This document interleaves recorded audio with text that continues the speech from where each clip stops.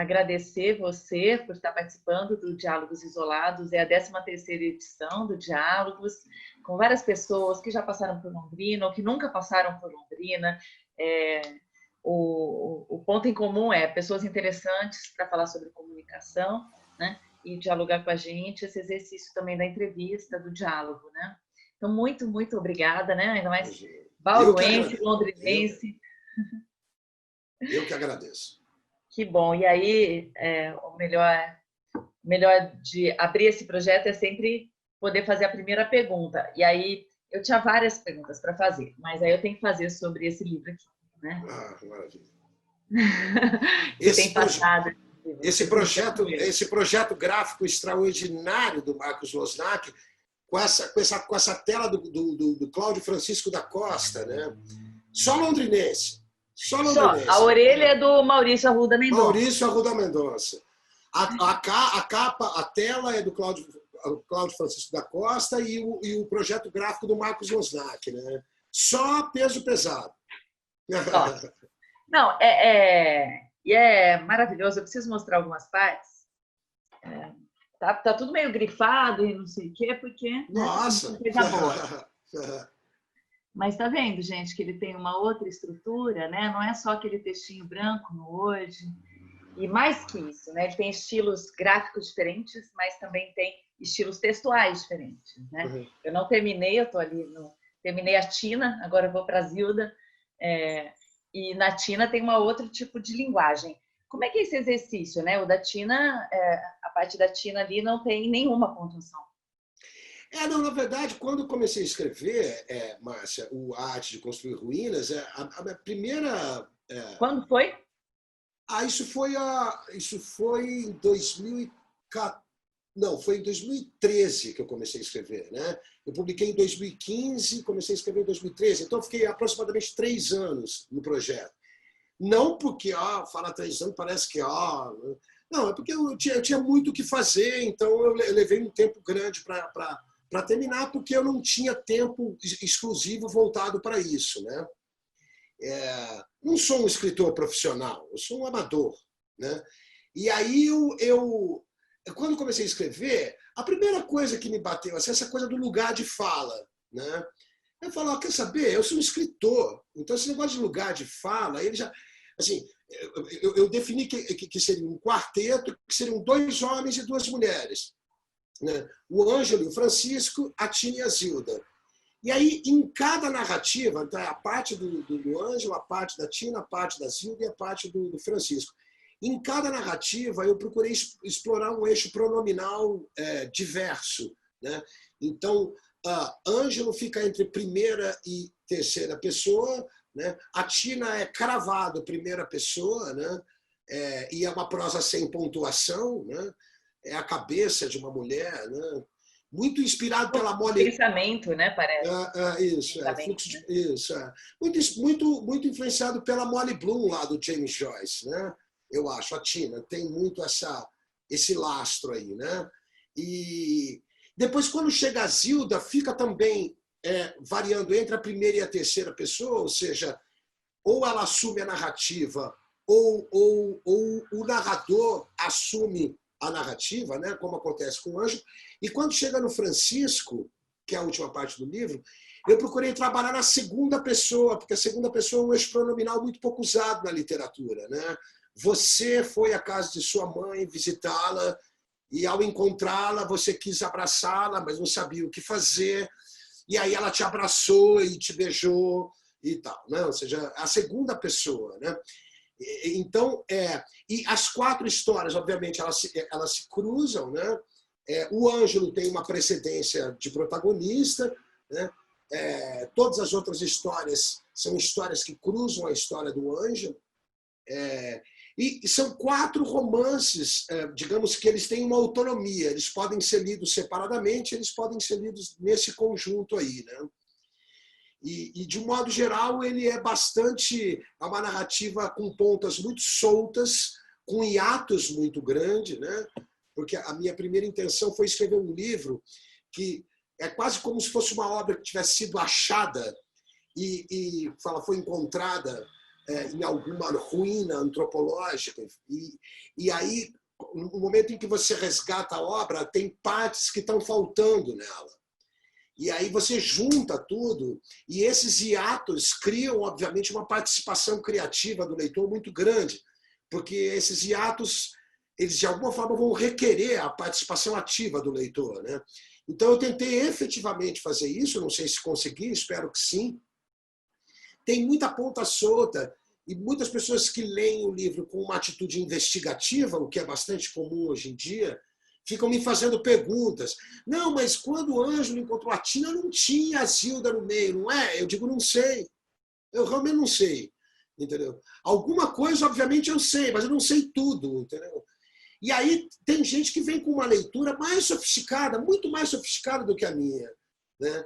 É diferente. Quando você escreve um livro, a participação do leitor é muito superior a quando você faz um filme.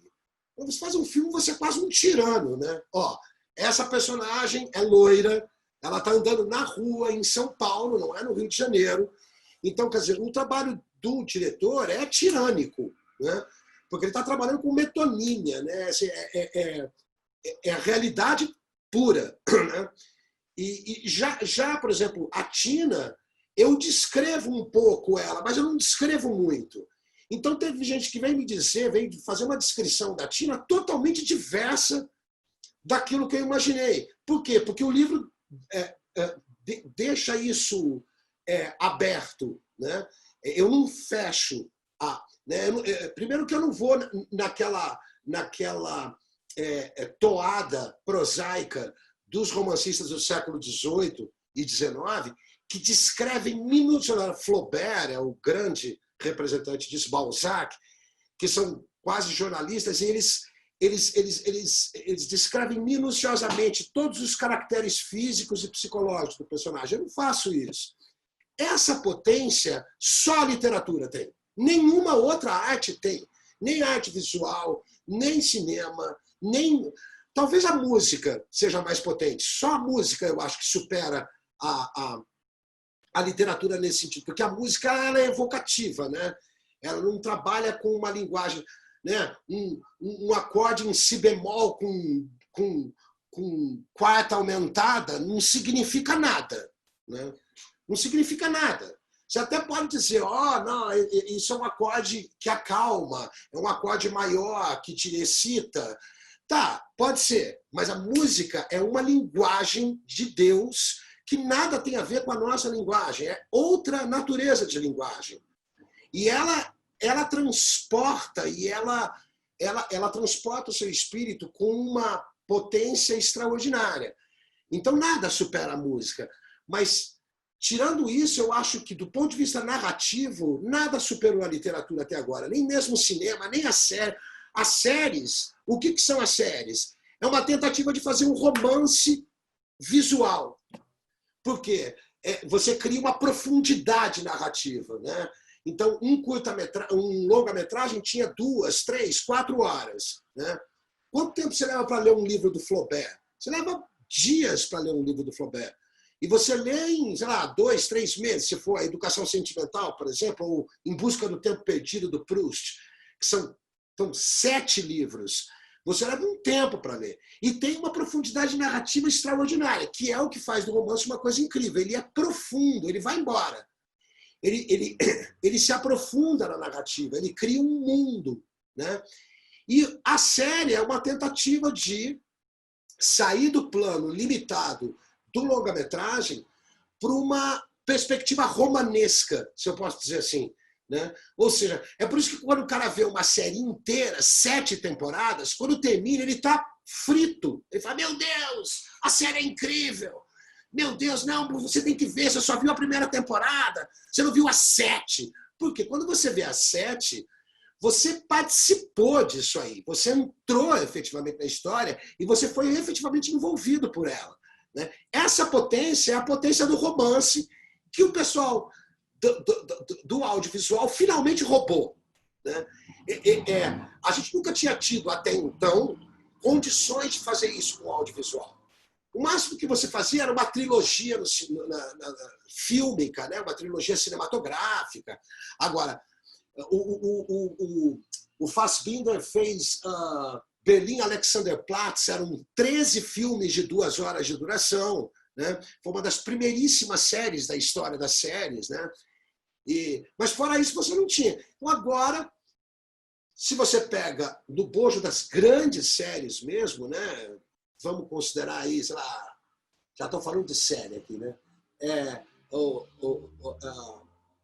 Primeiro o Soprano, né? Os Sopranos, que eu acho extraordinário aqui, né? É absolutamente eu também gostei muito. Quem fala de série e não viu Sopranos, para mim, não sabe o que é série. Né? Depois o Six Feet Under, A Seis Palmos, que também é uma série da HBO extraordinária. Extraordinária. E mais extraordinária. Depois tem o Mad Men, que é uma coisa extraordinária, essa série, né? Acho que está entre as melhores. E o Breaking Bad, né? Que é uma aula de narrativa. Todos eles, todos os cânones dessas grandes séries, todos são roubados dos romances, que foram escritos nos últimos 4 séculos, desde Cervantes até agora. Todos. Nenhum propõe nenhuma novidade. Nenhum. Isso a molecada não sabe, porque a molecada não lê, entendeu? E não sabe disso. Mas no momento em que ela for ler um Joyce, no momento em que ela for ler um Proust, no momento em que ela for ler um Cervantes, vai ver que está tudo lá. Os ganchos, as viradas, entendeu? As interrupções, entendeu? Como que fala? Derruimento narrativo, no momento que a narrativa está indo bem reta e de repente você atomiza ela para várias possibilidades, que são os universos paralelos. Isso tudo está em todas as obras da literatura dos últimos 4 séculos. Enfim. Eu queria saber por que você decidiu voltar para Londrina. Não sei se eu perdi essa parte, se você já falou, ou... Na verdade, é porque eu tenho muita coisa. Foram razões mais pessoais, Cristi, do que profissionais, entendeu? Uhum. Meu filho mora aqui, a família da minha esposa é daqui, eu tenho uma terrinha aqui, os meus amigos fundamentais da minha vida estão aqui, né? Muita coisa, quer dizer, essa cidade me formou, né? Lá na década de 80 e 90, tem muita raiz aqui. Então eu falei, por que não, né? Se tem uma hora adequada para se fazer isso, eu acho que a hora é agora, né? Porque tá tudo tão parado na minha área, principalmente, você sabe, eu sou artista, né? Eu ia perguntar justamente se foi por isso que você estava no Rio de Janeiro, né? Pronto. Sim, eu estou há 22 anos no Rio de Janeiro vivendo disso, de teatro, cinema, TV, né? Teatro e audiovisual, né? Basicamente, né? Eu deixei a profissão de jornalista de lado desde 94, né? Trabalhei, me formei em 88 aqui, de 88 a 94 atuei aqui em Londrina com impresso, rádio e TV. E aí fui para São Paulo, fiz algumas colaborações para o Caderno do Estado de São Paulo, mas lá eu já estava envolvido com vários outros projetos de teatro. E aí, de 94 até 97, eu fiquei em São Paulo. De 97 em diante, eu fui para o Rio. E aí, investi somente na minha carreira de ator, produtor, dramaturgo, professor. Né? Eu sou professor da Casa das Artes de Laranjeiras lá. E como ator, obviamente, sempre me dispondo para trabalhos em audiovisual, cinema, TV, séries, enfim, e teatro, né? Dando aulas e eventualmente produzindo alguns projetos como autor e diretor, né? Não só como ator. Ou seja, nunca me faltou trabalho lá, sempre teve muito volume de trabalho, né? E principalmente depois da lei da TV paga ali, né? Que foi aproximadamente em 2010, 2011, com a Dilma, quando a Dilma estava... que é uma lei que que exige, ainda hoje, de todos os canais abertos e fechados, uma produção dentro da grade da programação de cada canal, uma produção inédita, né? De audiovisual inédita, que pode tanto ser ficção como não ficção, não importa, né? mas é de 25% a 30% da grade tem que ser programação original, produzido pelo próprio canal, com o auxílio de produtoras, é óbvio, porque raramente os próprios canais produzem, né? O único canal que produz os próprios programas é a TV Globo, o resto terceiriza, né? E eu acho que essa lei expandiu muito aquilo que já vinha crescendo muito no setor do audiovisual, né? Expandiu bastante. Quer dizer, o cinema sempre teve um comportamento mais instável, e aí quando veio a lei da TV paga, aí, que eles chamam de lei da TV paga, né? Mas que ela vale também para os canais abertos, todos os canais começaram a ter que produzir, por isso esse volume de séries tão grande, etc. E, obviamente, que isso salvou a vida da maioria dos meus amigos. Famílias, salvou a vida de famílias. A minha também, salvou a minha vida. Eu não sei o que seria de mim se não fosse isso, entendeu? Porque isso abriu muita porta, né? Apesar de, no meu caso, eu ter começado a aparecer já bastante tarde, com quase 50 anos de idade, ali por causa do Tropa de Elite 2 e por causa do Salve Jorge, né? A novela da TV Globo, eu antes disso fazia muito audiovisual, muito cinema, mas depois disso comecei a fazer muita série, né? Eu já tenho 6 séries no meu currículo e hoje está estreando uma na Netflix chamada Bom Dia, Verônica, que eu faço. Hoje. E aí, Emerson, tudo bem? Tudo bem? Tá estreando Bom Dia, Verônica hoje na Netflix, que é uma série que vão ser 3 temporadas, é um thriller maravilhoso, estou fazendo. Fiz uma série na HBO chamada Magnífica 70, uma para o canal Space chamada Pacto de Sangue, que está na Netflix. Eu fiz Um Contra Todos na Fox. Estou tentando lembrar aqui as outras. E tem mais uma série que eu estou esquecendo. Mas isso movimentou muito o mercado. Eu acho que agora o que aconteceu eu estou respondendo para a Cris ainda. O que aconteceu depois de 2019 para cá, né, depois que o governo Bolsonaro assumiu, né, com uma atitude assim francamente que desfavorece os artistas de um modo absolutamente aberto, é uma guerra aberta, né? Isso já fez com que o mercado refluísse em uma série de sentidos, né? Ou seja, os editais começaram a miar, as instituições todas, Ancine, Funat, Secretaria de Cultura, Ministério da Cultura, isso tudo começou a decair, né? Obviamente prejudicando aquilo que já vinha acontecendo em termos de volume de produção, que sempre foi muito grande, diferentemente do que dizem por aí, que é uma turminha que ganha a Lei Rouanet, isso é tudo conversa. Isso não é uma turminha. A Lei Rouanet contemplou o mundo inteiro, só não contemplou gente fora do Brasil. No Brasil, a Lei Rouanet, se você pegar o histórico da Lei Rouanet, o que essa lei fez foi absolutamente extraordinário desde que ela foi criada em 98. Foram 20 anos de lei, ela fez coisas extraordinárias, né? Foi de 98 a 2018. Então, é só olhar... Festival de Londrina, né? Festival de Londrina todos. Né? Pois é, e tantos outros eventos, né, Emerson? Tantos outros eventos, né? Além do Festival de Londrina, é um belíssimo exemplo que você está levantando, mas tem muitos outros pelo Brasil inteiro, né? E aí começou a refluir isso nesse governo, em 2019. Então, o ano de 2019 foi meio atípico. Aí, quando chegou agora em março, vem a pandemia. A pandemia veio como uma espécie de pá de cal, Cristi, assim. E aí parou completamente.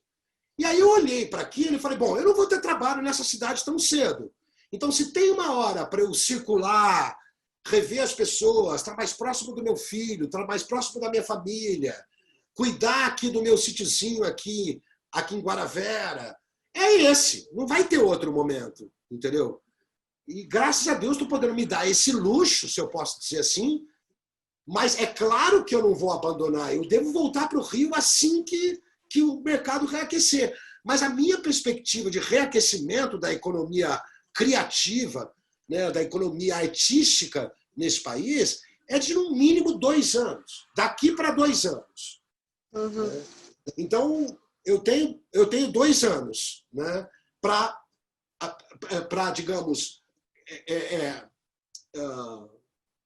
produzir de um modo que eu nunca produzi antes. Eu nunca tive nessa situação e nem pensei que ia estar nessa situação tão cedo.